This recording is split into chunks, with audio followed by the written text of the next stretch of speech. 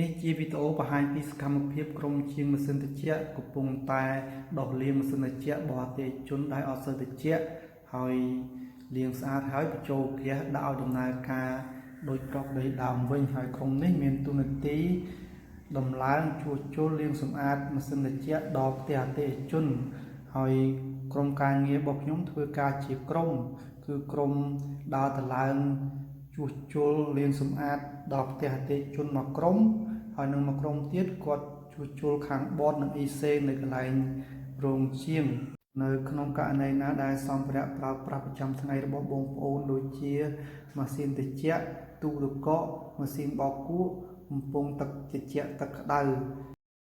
ជួបបញ្ហាឬក៏ខូចបន្តិចបន្តួចអាចជួសជុលនៅកន្លែងធ្វើការនឹងបានគឺត្រូវជួសជុលនៅកន្លែងធ្វើការនឹង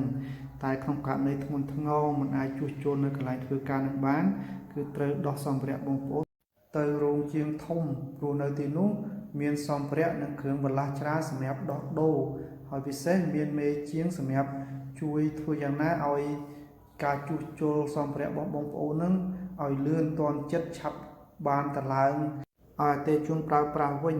ហើយនៅក្នុងករណីខ្លះ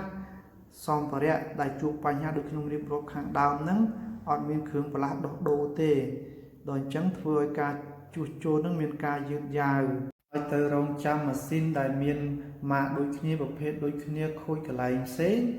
ហើយយកគ្រឿងបន្លាស់ហ្នឹងមកដូរដាក់កន្លែងដែលខូចឲ្យត្រូវដូចដើមវិញឬក៏ត្រូវរងចាំទិញគ្រឿងបន្លាស់ហ្នឹងពីស្រុកក្រៅមកវិញ